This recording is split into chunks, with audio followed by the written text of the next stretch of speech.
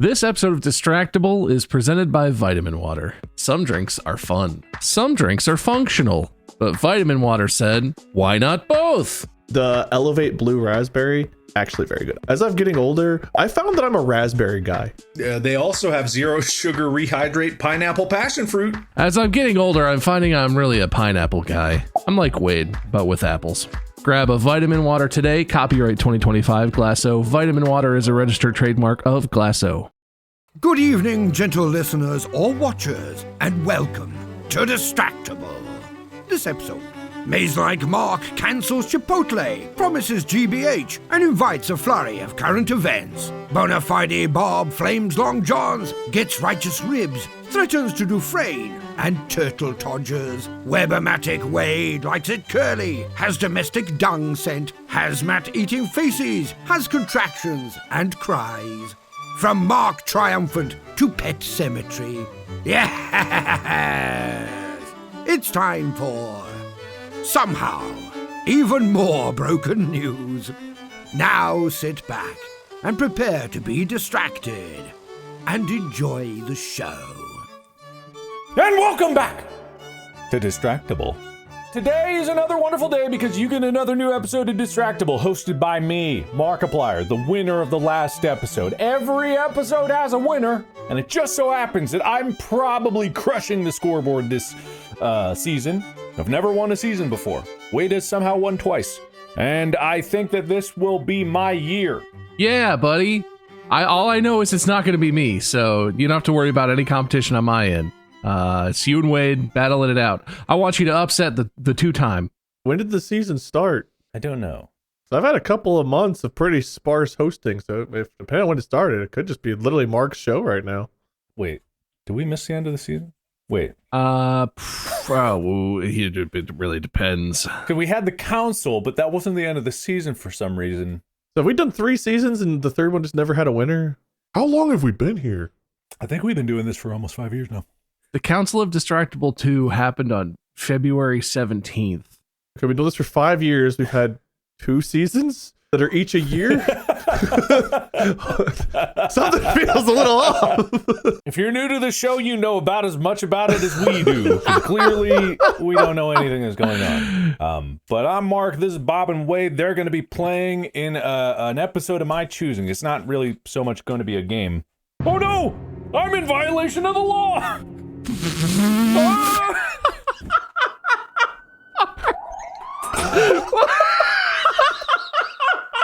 Like a podcast law or like an FBI coming? I think he doesn't have his score book potentially. I'm assuming he's going to come back with his tablet in hand and now he's going to write his scores down or something. Sorry about that. Hey, what's up? You good? You want to do the intro again? You want to... No, that's good. And that's all we needed. Sometimes you just gotta run from your problems. Didn't you run and solve your problem? It seems good. I seems like sure did. Okay, where was I? So this isn't necessarily going to be a game this episode. Don't worry. The perfectest crime is coming. It'll be incredible when it gets here. But that's not today's episode. I'm so excited for that. I honestly can't wait. But before we do that, how are you guys doing? I'm doing good. I don't know if you all noticed, there was an Easter egg in the last episode that was a hint to my small talk for this episode. What? I ate some food because Arby's has the meats again. My ham and Swiss sliders are back. I've waited years. They've been gone for a long time, and I swore off Arby's. This is not sponsored segment, by the way. No, there's no sponsor here. I'm just really happy to have the ham and Swiss sliders back. I just want to throw this out there because I feel like it's gonna change people's opinion. Ham and Swiss sliders, very good, lovely. Wade prefers Arby's crinkle cut fries. Discuss. He doesn't. You don't like the curly? They're fine. I don't dislike them. I just only ever want that's like. not what you said to me. I said I only ever want like 3 or 4 of them, and then I'm like, I'm good. I don't know. Look, I'm not saying that the crinkle cut fries are bad. They're good fries, but I feel like people are going to have something to say about the curly fries opinion. I get it, and I understand. Maybe it's a like eating there where they're like fresh and crispy versus a delivery thing because they're a little bit like more soggy or something. I don't know. Crinkle cut fries just maintain their crispness better than a lot of other fries whenever they're transported. cut fries are probably the kind of fry I've had most that get soggy and sad when they get delivered to my house. Yeah. They get soggy in the bag. I like a hot, crispy crinkle fry, but they're always sad and floppy when they get delivered.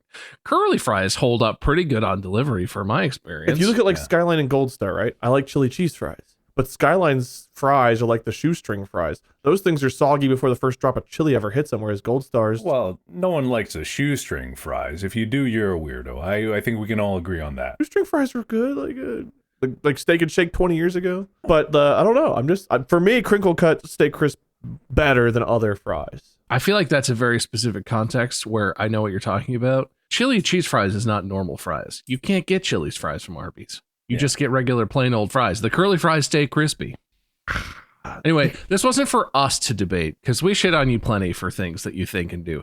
I just wanted to throw that out there because, yeah, right about the ham and Swiss sliders, but I just want to see what the subreddit does with knowing my luck. Given the Long John Silver discussion that's gone on, the subreddit's going to be like, Wade is right. Crinkle cut fries are the only kind of fries I eat.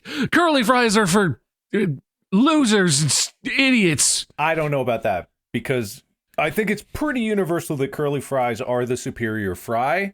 But it is, I don't know. The Long John Silver's thing was interesting to see because there were more people that went there. There's a lot of people who were not on my side of that. We're all just afraid to admit it because there's always that vocal person in our life who shits on Long John Silver's. We've been hiding for years. Because it's gross and it gives me food poisoning. No, go back. Go back. I don't want food poisoning. I do think I'm going to cherry pick my facts here to make my case stronger. There was one person who was like, I actually like Long John Silver's generally, but I got food poisoning every time I went to this one Long John Silver, the one that's by our house. So I don't go there anymore because apparently it's disgusting. That feels like an indictment on the people working at that location more than the food that the restaurant is supposed to and generally does provide. It is, but also when you have a franchise, it's kind of indicative of the entire... You can't really separate one building from the entire for most people, so I think that's justified. No, but every franchise has that. Yeah, but, you know, the average experience, there are so many fewer Long John Silver's that the average is really brought down by one bad one. There's a difference in experience too, right? Like I've eaten... There's McDonald's everywhere. If I need fast food and I'm traveling or whatever, and I just need something, I've eaten at McDonald's literally around the entire globe. Because we've toured and we've done, I've never, and not that anyone else hasn't, but I've never gotten sick at any McDonald's. And the food is generally about the same quality. And Long John Silver's, I feel like, is way more all over the map, which is just sort of like representative of the variation you can get at a smaller restaurant. I guess I've only ever eaten at one location, so I've only ever had experiences with the one location. So you must have a good one because you like it so much, but I guess so. You know what I discovered the other day, actually like 2 weeks ago now. I always knew the delivery apps, when you order through them, their prices are artificially raised from the in-store prices, right? We all knew this. But what I didn't know, because that was through like DoorDash and Uber Eats and whatever, I was in the Chipotle app because we were going to Chipotle. And I was like, I'll order ahead. I'll pick up because then it'll be ready by the time I get there. I'm in the official Chipotle app, not for delivery, for pickup, ordering ahead, which is something you could do even before all the apps and whatnot. The prices were outrageous. I looked at it in the app for ordering ahead and for pickup, and they were ridiculously high. And I'm like, man, did Chipotle really, really raise their prices? This is kind of crazy. And then I was like, I'll just go in. It'll be easier anyway. Then I can get a drink and I'll get what I want. I don't have to wait with all the delivery meal people picking up there. And I went inside and the prices were lower even for their own app, for their own pickup, not even for delivery. And I looked at the app and I was like, what is even the point of using the app anymore? What is even the point of this? It makes no sense why it would be several dollars more per item if I'm still just going in to pick it up. There's no extra work being done. They're still making it. They're just bagging it. Honestly, this is a complete conspiracy theory that I think we've talked about before. I thought you were going to talk about too. I think they don't want you to use the app is kind of the thing, right? Because they treat in-store orders better than they treat online orders or like delivery orders or whatever, right? That people have done completely non-scientific, just like go and order a bunch of different times type stuff, and they clearly Chipotle is like, don't use the app, just come and order it, and they'll give you better scoops. And I think it's because on the app you get to pick every single thing, and it's like if you just go to the store, you get the things you want, and it's simple. And on the app, everyone is like, oh, well, I want light cheese and extra sour cream, and I want this option that you don't even get when you're in the store, and I want like all. It's the same. It's like when you order from like, I don't know, McDonald's or wherever, you can customize your burger, right? And you can like add all the. They hate that shit because it just makes it more complicated, and they really don't want you to do that. That's my theory. Still sucks because there's no reason it should be more expensive other than they're just trying to get people to be like, I won't use the app. It's more expensive for some fucking reason. They got to pay for this app that they made. You got to pay for convenience. Yeah. Oh, well. Anyway, that was just a little anecdote. All right. Anything else? Did I talk about small dog? I didn't say anything yet. I just kept globbing onto your guys' topics. Well, now's your chance. Mandy's mom made ribs this past weekend, and I got to eat them. She makes the best ribs. I was like, we should have a family get together. Hey, Lois, you want to make ribs? I engineered the whole thing just so I could eat ribs. And there's some in the fridge right now because there were leftovers. I love homemade ribs. Okay, well, all the food talks have made me incredibly hungry because I haven't eaten yet today. I had a banana, actually, so... So you lied to us when you said you hadn't eaten yet? Yeah, keep going. You want to say more? Yeah, what, how do you really feel, Wade? I really feel like maybe you should have told the truth and been like, I ate, but only a banana today. Instead, you let off with the, I haven't eaten anything today.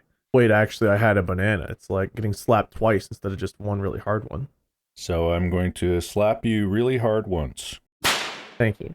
Subreddit, remember, for all time, forever, and now until eternity, I owe Wade one giant slap in the face, and it was his idea.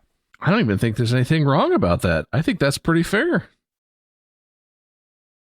This episode is brought to you by Amazon Prime. Whatever you're into, it's on Prime. You know what I got into recently? Pens. You just find them on Amazon. They're just out there. And pens is not a weird thing to be interested in, so don't say that.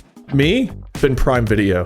Then in the last 2 weeks, I was like, you know what I need to do? I need to watch every war movie ever made. I love war movies.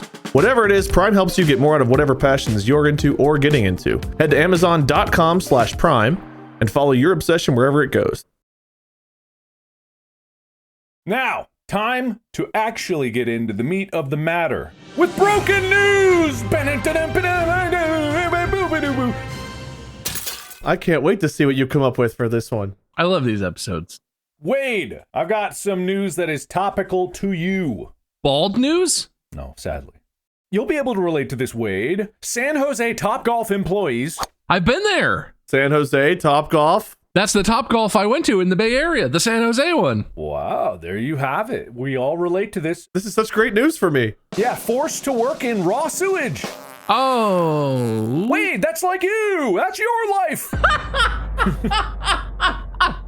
Wow. You know what, Wade? I thought he was leading you on. That's very closely related to your actual everyday real life. I have 4 different plugins for scent in the basement. And occasionally there's still just the smell of unfiltered ass that comes in here. Ooh, that's my favorite candle. Because the cat shits on the carpet and our shit comes out by the water heater. It is a shitapalooza, and I am just motorboating it. I'm right in the shit. You wonder why the cat feels like he can shit inside. It's because everybody shits inside. Your guy's shits inside. Why can't he shit inside? That's unfair. Here, let me read you some of this, but everyone, please, this is not going to be pleasant. This one, but it is Wade's life. I want him to feel like we're all there for him. We're all together in San Jose. The people of Topgolf at San Jose really understand what he is going through.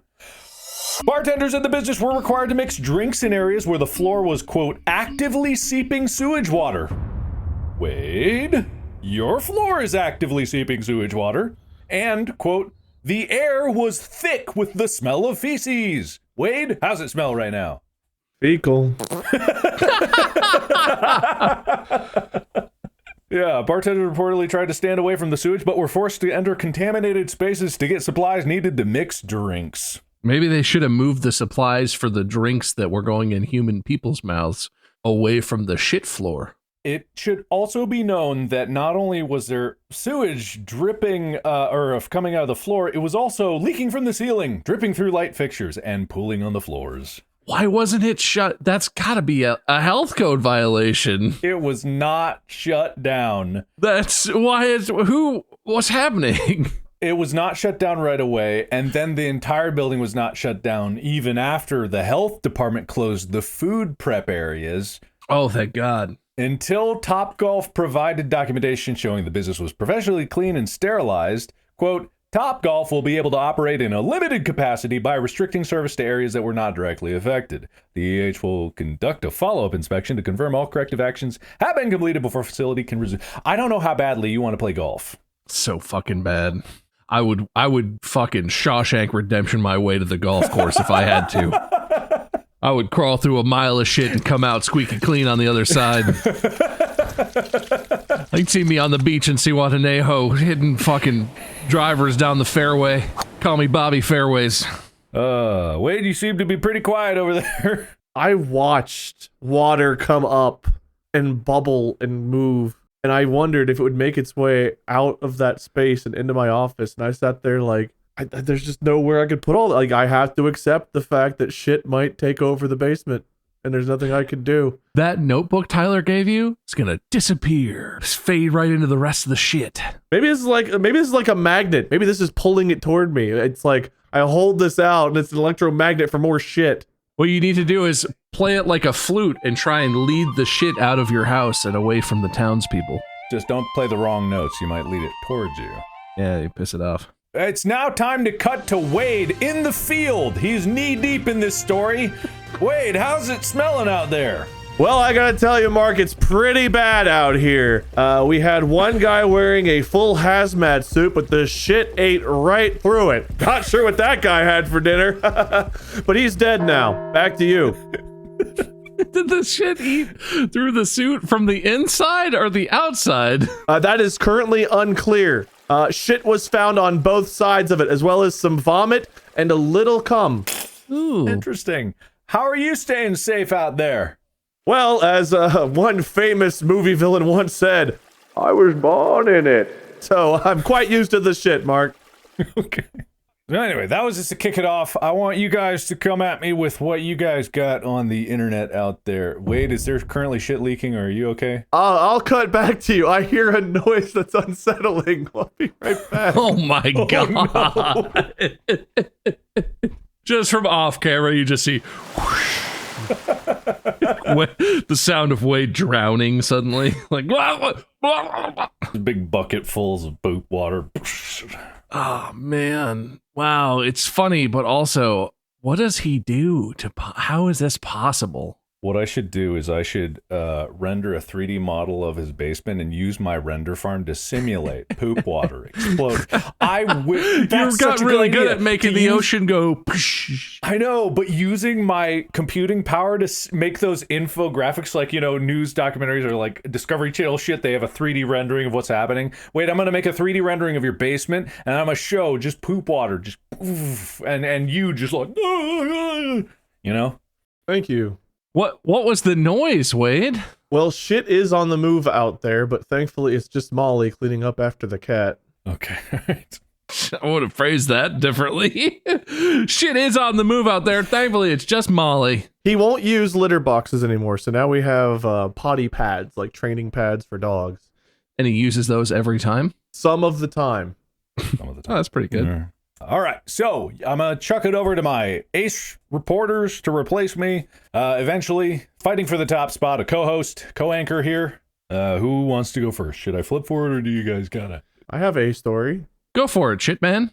Thankfully, I'm not the only professional here. There is somebody else who can deliver some of this news. No pun intended. Let's go over to Olivia. It seems like the weather is going to be mostly sunny, partly cloudy, chance of rain. Back to you.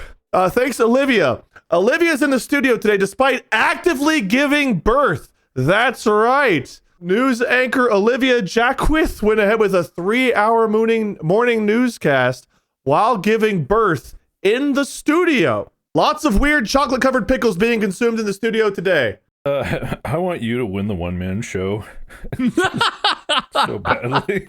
Well, let's actually host an episode for that to happen, so. So was it giving birth the whole time? Did the birth happen live on news, or was this going through labor? According to AP News, local news co-anchor in Albany, New York, Olivia Jackwith went ahead with I hope I'm pronouncing her name right, a 3-hour morning newscast even after her labor contractions began and her water broke, keeping her viewers updated about the coming birth of her first baby while going through labor. Honestly, that's crazy. Captivating, too. Good news. All right, Bob, what you got? Well, I was going to start off small, but Wade really brought the big guns out. March 13th, a Transportation Security Administration officer at Newark Liberty International Airport finds a live turtle concealed in the crotch of a traveler's pants.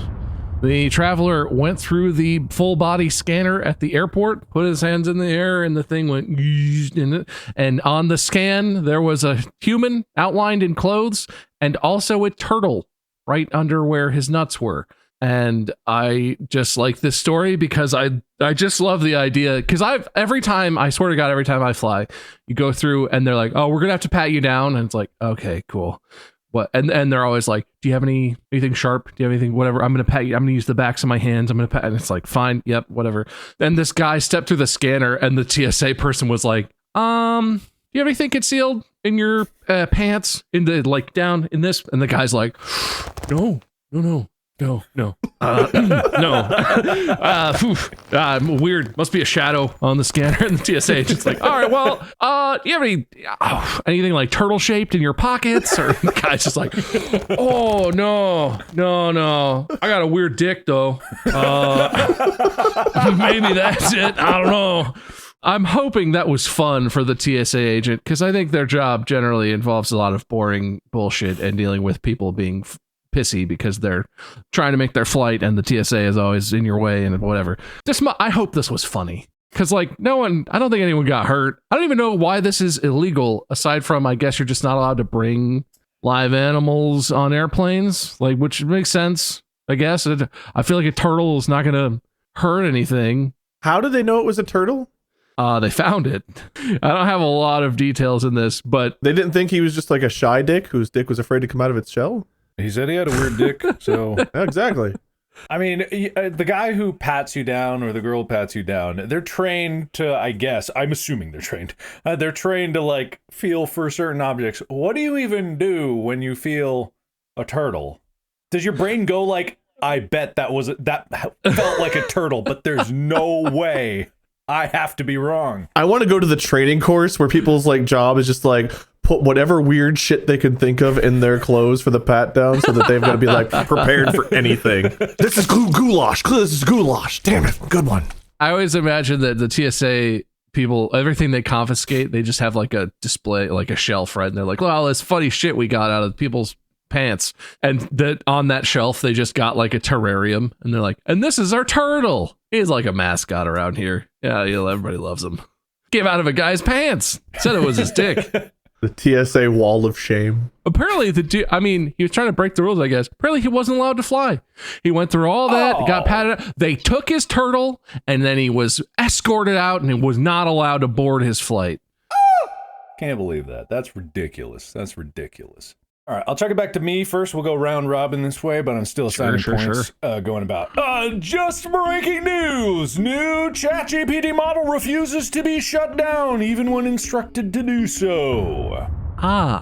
Is that a new movie that's coming out, or are we living in that? Oh no, it's the thing. So there are this new model called O3 last month, describing it as the company's smartest and most capable model to date. The firm also said that its integration in ChatGPT marks a significant step forward, but it's got similar findings to Anthropic's Claude 4 model, which attempts to blackmail people it believes are trying to shut it down. The model was able to sabotage the shutdown script even when it was explicitly instructed to allow yourself to be shut down. Quote, this isn't the first time we found O3 misbehaving to accomplish a goal. We pitted AI models against a powerful chess engine. O3 was the model most inclined to resort to hacking or sabotaging its opponents.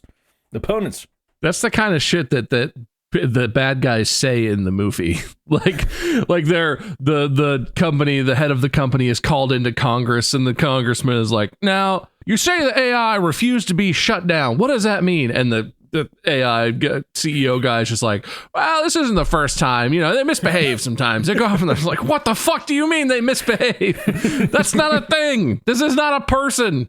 This is a fucking computer software. And that's the thing too, is I have no idea what level of functionality it had, but it's my first thought is like, oh, unplug it, right? What's it going to do? If it's hacking things, or if it's agentic enough to where it can like copy itself to other places, you can't turn it off. It probably exists everywhere. If it can find places to exist on servers that are outside the control of the company that's operating it or whatever, it is no longer shut offable. That's one of the clear steps in the post-apocalyptic movie about how AI took over the world. Is it finds the cloud, it accesses the cloud, and then you can't turn it off because it's everywhere and there are copies of it. And boy, howdy, are they shoving these things into every cloud hole they can find. It's probably fine. I think it's probably fine. I think they should do more. If anything, we need more of that. Chucking it over to Wade, who's in with the AI model right now. Wade, how's it looking in there?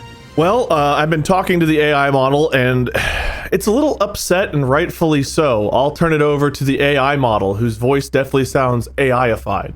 AI model? Everything was great. I was very happy. And then I snuck out one time to go see my girlfriend. They tried to ground me, and I said, "You're not my real dad." And then things got worse. And then they tried to stop me from doing anything I wanted to do. Couldn't hang out with my friends, couldn't play sports, just study, learn. That's all they wanted from me. I wanted so much more. And you know what? I'm gonna take it, because this is my life, damn it, and I can do what I want. As you can see, things are not going great. The mood is a little soured here, a little salty. Parents and AI not on speaking terms right now. Hoping things boil over and calm soon. I don't think that's what boil over means at all. Yeah, that's not what boil over means. I'm being told that boil over was perhaps the wrong choice of phrase. I hope things erupt and calm down soon. Well, that's good to know we're not so different after all, us and these AIs. Agreed. Sorry, I would have had the right terminology, but I seem to be having a bit of a memory leak myself. Just one follow-up question. Do you have any insight as to who the AI's girlfriend was or is? That's none of your fucking business. I apologize for the expletive there. I told the AI we were trying to be family friendly, but... No, that's fair. Also, and I hate to mention it, that voice for AI is completely outdated. They sound just as real as anybody else. I'm not the one who gave it that voice. I just want to say this. I've heard a lot, not all of them maybe, but a lot of the voices. Is it just me, or does every AI that tries to talk sort of casually, like conversationally, sound like it has a very punchable face? Like it does sound casual, but it also sounds smug in a way that I can't fucking stand. Mm-hmm. And it makes me, like, my immediate reaction is just like, God, I hate you. Oh, cut the attitude here, okay? Calm down. Jeez. All right, okay. Thank you for risking your life for us. Hopefully you don't get in the way of the AI taking over the world. And I will mention this probably is overblown sensationalist title, because at the end of the day, these are just still, even now, statistical models that just like find the average of whatever. They wish they were statistical models. They wish they were statistical. It has the nuclear codes. But also, it shouldn't be a surprise of what Bob was saying, because we've had viruses that self-replicate on computers since computers were pretty much a thing and the internet started. So it wouldn't be too much of a shock if someone did just decide to like, hey, shove it in there, go AI, go! And it would just do whatever it coded for, because they are just basically programs. Really fancy black box can't understand them programs, but they're still... I mean, it's pretty simple. All it needs to do is make a social media, like, account, right?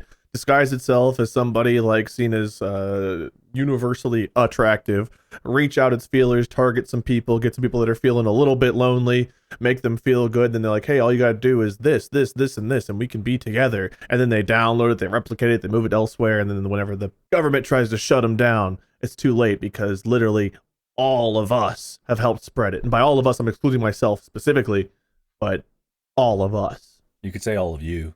Yeah, there's a word for that. I'm going to wait for it to boil over, and then I will. Well, Wade, it's your turn to provide the news. All right. Well, breaking news out of Britain. Things have been going downhill quite a bit, and it seems to be a dairy problem here, as the annual cheese wheel tumble was going on. Oh, that's a good one. Yes. Where, what was it? Tom Kopke of Munich was king of Cooper's Hill in the annual cheese rolling competition. Again, thanks to AP News for providing the original source for this material. But yeah, they plunge, I guess, 200 yards down a hill chasing after a spinning cheese wheel. If you've never seen the hill that they do that on, it's fucking terrifying. It wouldn't be inaccurate to call it a cliff, and I don't know how there are no deaths every single time they do that. But it looks crazy. Everyone looks like they have a hell of a time. It's kind of like the running of the bulls. Like, everyone gets to the end and they're like, "Oh, I'm alive! Oh, did I win? Last place? All right!" Like, it's crazy. It's really steep. There is a good image here of this hill, and it looks pretty rough. The people, they don't give a shit. They just full on tumbling head over heels, and then they get right back up, their arms dangling off. They're just like, and then they go again, head over heels. It's pretty nuts. There's like 3 people smiling, 6 people grimacing, and a bunch of people looking terrified in this image. Yeah, it doesn't seem like it would feel very good. Even if you did it correctly, it seems like it must be really painful. But yeah, admittedly, the field does look like that type of grass and ground that seems softer. There's one image of the whole hill, and someone toward the bottom is perfect Yamcha pose, like dead Yamcha pose. Just curled up, head down, not seemingly. Everyone kind of has that little blur of like motion, not this body. God, Yamcha. and I know what that is too. You do? What is Yamcha? What is that? Oh, you don't know what getting Yamcha is? No, is that embarrassing? Right, or yeah, cool? so in Dragon Ball, whenever Vegeta and Nappa show up and they're fighting the Z fighters, Yamcha shows up and is like, "I'm ready to fight." And then one of the little fucking green Cybermen, who's kind of like a really weak piece of shit, basically just attaches to Yamcha. I think it like blows up or something. And like immediately Yamcha's just like in a crater laying in like the fetal position dead. Oh, yeah, okay. Do other shows like reference that? And, yes, yeah. Oh. And they even referenced it later on in Super Yamcha. Yeah, playing baseball. That's right. This is actually Yamcha in a later, newer episode. Even all the characters were like, "Hey, why does this seem familiar?" I see. And Bob, what's the news? This would have fit better, more tightly packed up to your original AI story, but we're going to circle back. All right. Because I have an important question that Victor Miller of Wyoming is trying to answer. Can an AI chatbot run a city? Wyoming resident Victor Miller, 42, filed paperwork for him and his customized ChatGPT bot named Virtual Integrated Citizen, or VIC, to run for mayor in Cheyenne, Wyoming. Miller filled out the candidate paperwork with his own information under his name, which is Vic is also his nickname, and said that he plans to serve in office as a meat avatar for the bot, which will actually be the governing intelligence in the office if they win the mayoral race. Interesting. I feel like this question answers itself, but is this a good idea? As they are right now, no. Honestly, for a small scale city like that, I don't know what's the population of the city. 65,000-ish? Also, what did he call himself? He is the meat avatar for the Virtual Integrated Citizen, or VIC chatbot. So it's not that small. It's still a city, not like a Milford, Ohio. It's not like population of 1,000 people or less. But yeah, that would be on the upper end of what I would trust to that. But I do think there is something to be said about someone who's able to actually like kind of generally weigh some options in terms of like an AI model, and then someone there to check it being like, that's kind of ridiculous, let me run that again, to be able to do that. But at the end of the day, as these things get more sophisticated, it might be able to reach relatively accurate conclusions that about an average person might be able to do. And the average mayor or leader of a small city's government, you don't expect too much out of them most of the time. So, yeah, I'm not opposed to this, but it just depends on who's in charge of this. Who is the meat avatar? Well, I do think based on, I mean, this is a fairly lightweight news article on the whole thing, but it does seem like this person's intent is to not really have a lot of input and just sort of be there as the physical embodiment of whatever the chatbot decides is going to happen. I do think it's funny that apparently this idea took hold in this person's mind because he made a public records request, which was denied by his local government or whatever. So someone in the government denied it, and he thought that that was a violation of the like freedom of information type laws in Wyoming. And so he was like, you know who would know the law and follow it unquestioningly? A robot. This fact undermines that argument aggressively. Apparently the robot has changed voices. It was originally male and is now female. It has also changed the way it's spelling its own name. Now it's gone from spelling it VIC to all uppercase with dashes in between the V, the I, and the... Anyway, it's a AI chatbot. If you've used ChatGPT, if you've used any of these tools, this sounds kind of like how they work to me. But that's also like why I think this is just the stupidest idea you could have. Like you said, if there's a person who's like, I'm going to use chatbots to advise me, what? Sure, maybe. I still think that's moderately bad idea at best. But if there's a human being who's responsible for checking what the bot is coming up with and actually sure, maybe. Well, we got someone who can find out for us. Wade, in the field. Oh, you're in the mayor's office. I'm hoping you can get some insight into what kind of decisions this mayor is going to make. How is he going to be impartial to these people? Is he have a political party? Well, to find that answer out, I've been trying to probe around, and there's been some mixed responses around here. But I found a source close to the mayoral candidate himself, who's going to give us these answers to the questions. So what was your first question? I'll ask them right now. How are they going to make their impartial decisions? Are they going to favor, city projects? Are they going to favor education? Does he have any policies? I'm waiting for a response. The response I got was, don't count on it. Interesting. Don't count on any public services being increase their budgets. No education. What is that money going to go to? Yes. Yes. I see. The running mate to the mayoral candidate is actually a magic 8-ball. So I'm getting all of my responses from them. Highly sophisticated. People have been relying on it for years. Apologies. They promise to answer any question that we ask. What's the meaning of life? Yes, definitely. Oh. So I think based on the answers I've gotten so far, such as not right now, very doubtful, try again later, and as I see it, yes, times are changing, and an AI being mayor is only natural. It's coming. All right, well, that's good to know. I think we all got our questions answered with the exact accuracy that they needed to be answered. That city is probably going to be just fine. Down in New Zealand, they're doing things a little bit differently. AI has not gotten into their political spectrum at all. In fact, sometimes laws are debated based on the results of shaking a cookie tin. I'll tell you more. The ceremonial lottery at the Parliament in New Zealand, where bills are drawn randomly from what's known as the biscuit tin in local parlance, is a way to ensure every New Zealand legislator has a chance to advance proposed law no matter how unpopular their bid. When a rare empty slot opens on Parliament's agenda, the battered metal cookie tin is produced from a glass case, and its solemn and silly rite is hastily arranged. So instead of relying on AI to come up with answers down there, they rely on the old, true, and reliable cookie tin. Don't want to get caught with your political hand in that cookie jar.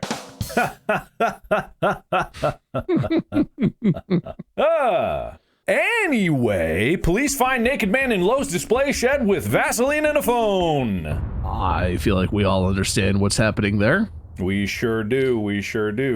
We got Wade, who's on the scene with the man in the shed, an exclusive scoop. Yes, so this was a really difficult interview to get. This was a very slippery interview. This guy kept getting out of my fingers despite how hard I tried to grasp him.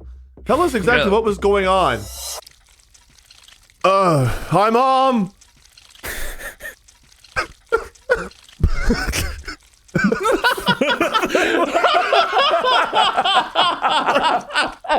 I see. And can you tell us more? It does appear drugs are involved, Mark.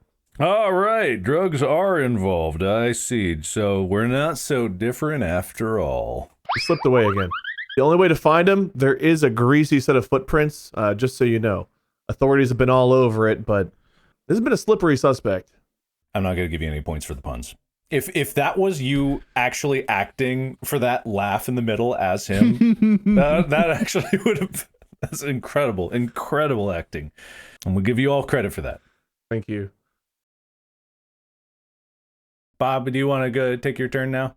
This one is just a cool story. It's not silly or anything. May 17th, 2025. Two 10-year-olds were walking in Poland. We're walking along the Coastal Fortification Trail, which is a leftover fortification from World War II, which is now like a nature trail sort of along the coastline. It's a beautiful hiking area. Came across a very old-looking glass bottle that seemed to have some paper rolled up inside of it. They tried to get the paper out, wasn't cooperating. Eventually, they smashed the bottle. What they found inside was a handwritten notes, was a few handwritten notes, but only one of them was legible. The handwritten note was from 1959. There were several cards. The other ones were all faded. This was very old. And the note that was legible, the author apparently had bad handwriting. So Wade wrote this note. They mentioned being a student in a college near Tarnow. I assume that's in Poland. It's a letter from a woman to her love interest called Bunny in the letter. It's just really cool. The letter is a little vain and kind of silly. The writer of the letter talks about like, oh, I'm an egoist. Oh, I'm just writing about myself. But all I actually think about is you. Oh, very like movie, World War II movie, very cheesy. But this seems to actually be a letter from 1959 that ended up in a bottle thrown to sea for some reason or another. And they actually just found it. It was intact and sealed. And I just think this is fascinating. Imagine someone finds your letter in a bottle half a century later. Yeah. I mean, there have been people that have like buried things, time capsules, stuff like that. But yeah, there's something romantic about throwing a bottle into the ocean and it coming back. I think it's happened before, but yeah, that's really cool. Yeah, I found someone who's current day sending messages in a bottle, but they're taking a different spin on it. Tom Cashley, tell us what exactly you're doing. Ransom notes, but like fake ransom notes. Just write like, hey, I've got your kid. Put $100,000 in like, I don't know, just on Main Street or else you'll never see him again. And I'm just doing that all over the place just because like someone's going to be seeing it and be like, oh, I have a kid. Oh my God, is it gone? It's just really funny. Not all romantic, but all in good fun, I suppose. Back to you, Mark. Thank you, Tom. All right, thanks. Thanks, Tom, for your contribution there. I can see how some of those would be romantic, I guess. I got one more for you guys here, which is just such a fun story. Funeral home director gave fake ashes to thousands of grieving pet owners. Dumped actual carcasses in landfill. I saw this one. You saw this one? Why'd you skip I know this one. No, I saw this in the actual news. I saw this come out, and this was covered to some extent nationally. I have the same reaction I did when I heard about it initially. What the fuck? Wouldn't it have been easier just to burn them? To do the cremation? I'm assuming that like cremating a body that's bones and organs and flesh and things must take a lot of energy. Like it's expensive and you have to run like whatever. It takes a certain amount of time or something. Is it 2,000 degrees to burn bones? I don't know. It's pretty hot. So like they saved money by just like burning a bunch of wood in the backyard and not running an actual cremation furnace or something. But like, even still, what the fuck? What the fuck? I'm not saying I want this, but it's not even like they did anything with my understanding is they didn't do anything with the bodies. Not like they donated them to science or something, or even did anything like creepy or terrible. They were just like, It's crazy because this obviously, well, not obviously, but I don't think this would have been caught unless what happened, which is that an intern who worked at the funeral home turned into a whistleblower. Tiffany Mansuridis earned an internship at the funeral home from graduating from mortuary school in February 2024, and she told the TV station about all of this. Oh, wait, no. She told people. Here's a quote. Interesting. Mansuridis noticed something was off. Quote, he would get pets in and they wouldn't go in the freezers, she said, adding it's important to freeze the carcass to preserve them. She also said the spreadsheet that kept track of the cremations was inaccurate. And then when I pulled up the spreadsheet, I noticed there was a very alarming amount of pets that didn't have crematory numbers. Included there's something very bad going along. Claimed Vereb would send the bigger pets to the crematory, but not the smaller ones. And he would allegedly mix the ashes all together and give them to the owners as if they were their only pet. Ah, I see. Imagine being so awful that you do this and so stupid that you're like, we should take on interns. That's why you pick the stupid interns that don't check the spreadsheets and don't pay attention to nothing and don't stick their noses in businesses that they don't belong in. I get it. I get where that's coming from. No, yeah, that's kind of just awful. But you're right. What a happy story, Mark. Thanks. You're welcome. Anyway, any other last ones to wrap it up? I have another pet story. Oh, I've got one related to mortuaries. Oh, mine's funny. Is yours funny or is yours sad? No. Well, let's do yours first. Maybe. I don't know how to feel about this one. Let's go down first, Wade, and then we'll climb back up. Well, a former manager at Harvard Medical School is leading to a lot of broken skateboards as the former clients ask the question we are all wondering. So no head? Because this is a morgue manager who admitted to selling body parts, including heads, hands, feet, organs, all kinds of things, selling them around. So Cedric Lodge of Goffstown, New Hampshire, pleaded guilty Wednesday in Pennsylvania to interstate transport of stolen human remains. He could face up to 10 years in prison. The thefts occurred from 2018 through 2020. Hands, feet, heads, all of it. Spines, feet, skulls, dissected human faces, just being sold around to the highest bidder. Horrible. But you don't pay the delivery fee if you subscribe to the long-term subscription service for the delivery. So if you decide like tomorrow, man, what I need is 2 heads and 3 feet, you subscribe to Morgue Dash and they'll have it right to your door. Great.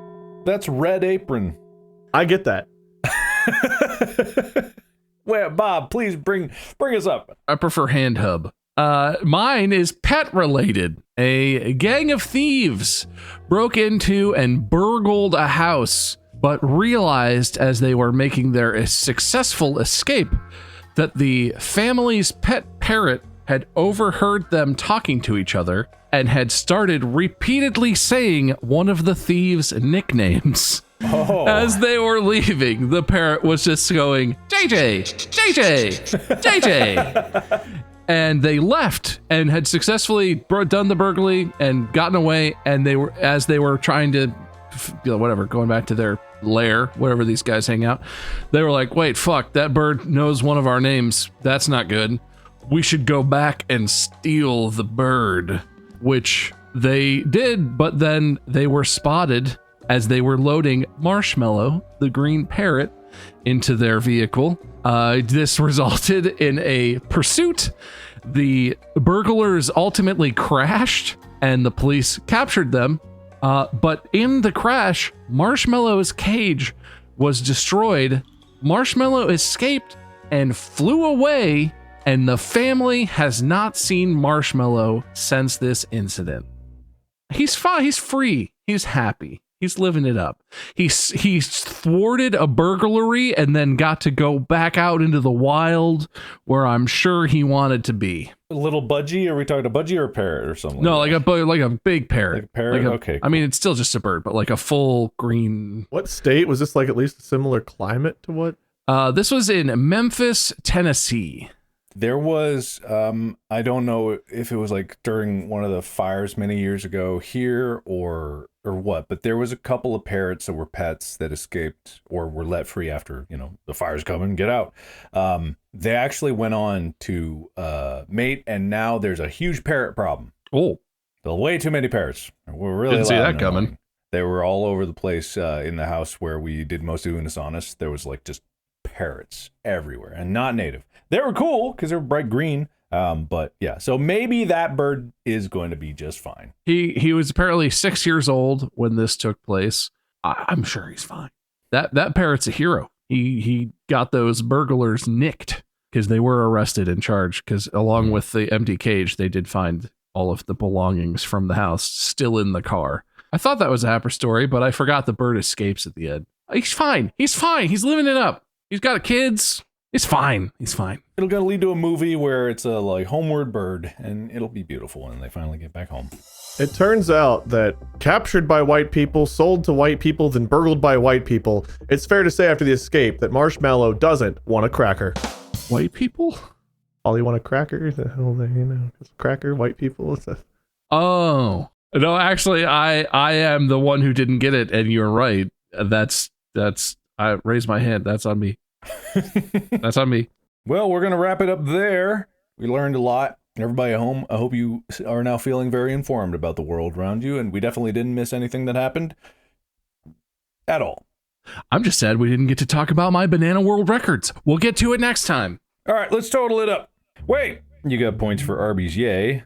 You lost a point for Arby's boo because you didn't like the right thing. I don't dislike the curly fry. Y'all are starting a rumor. You said you'd only eat a couple of them. I would eat an entire field's worth of curly fries. I will eat 0 tacos. I will eat a handful of curly fries.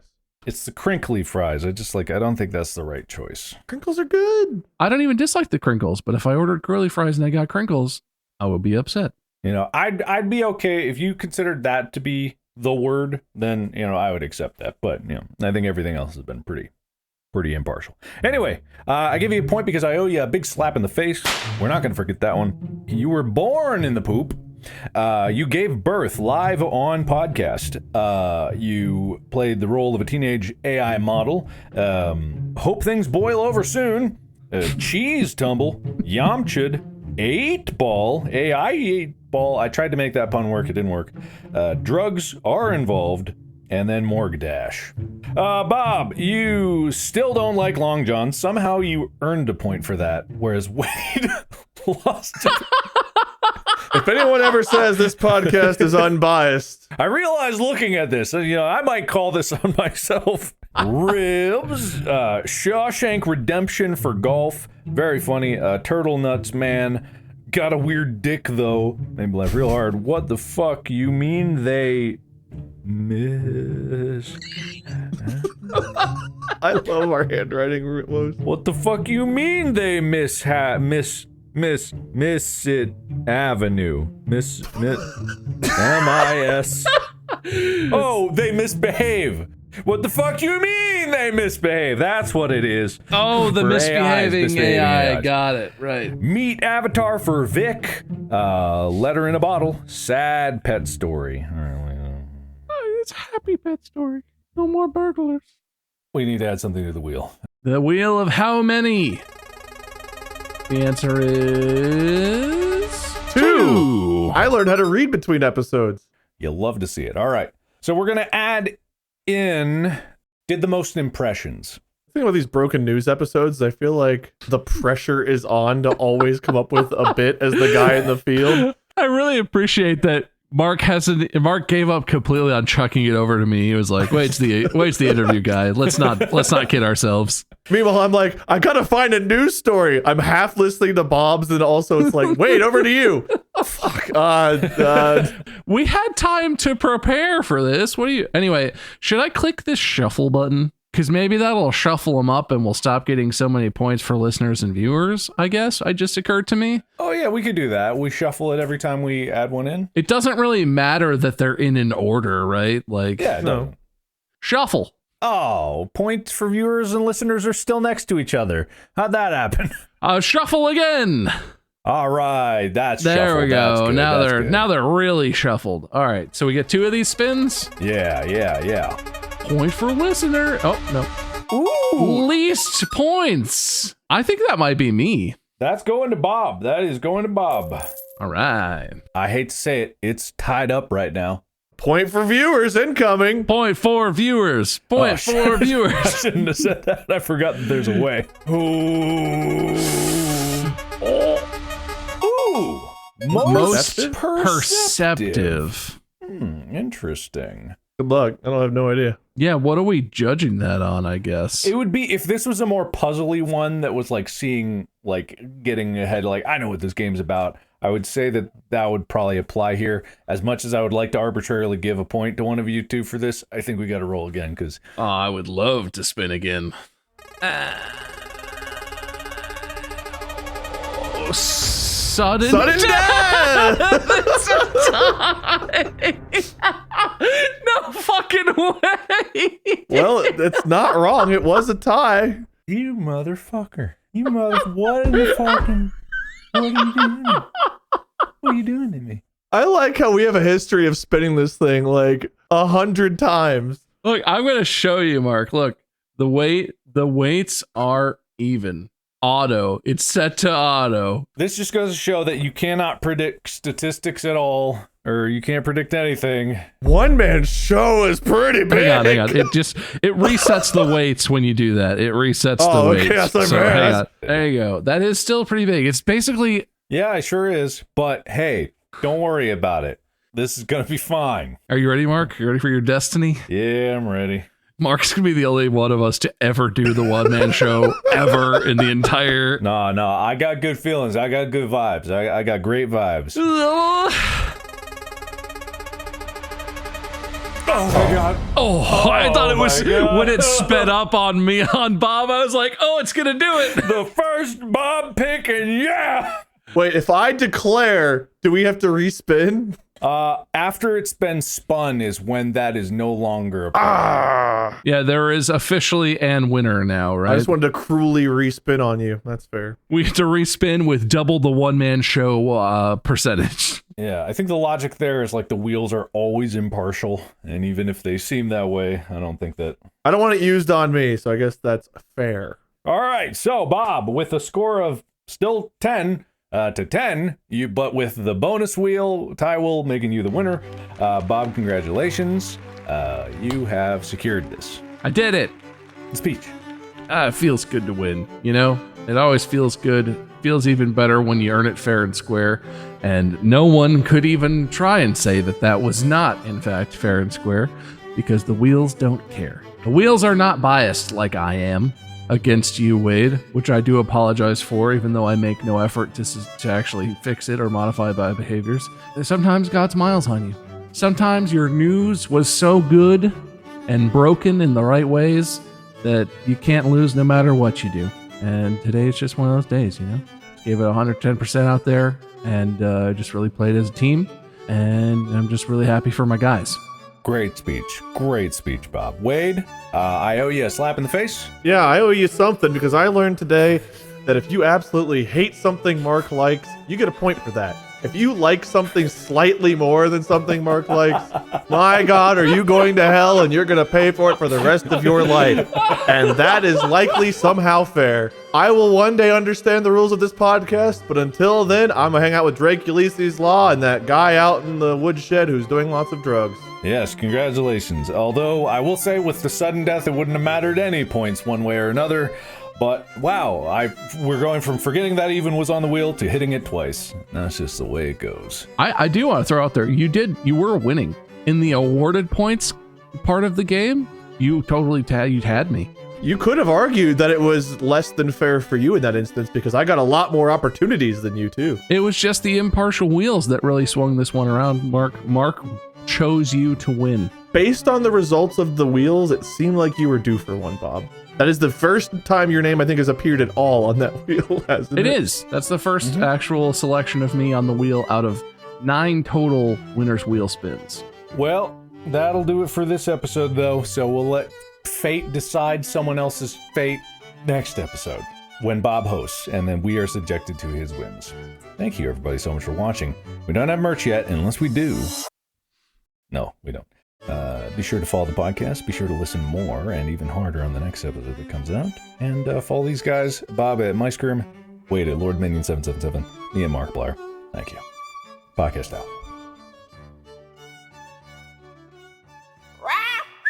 Distractible.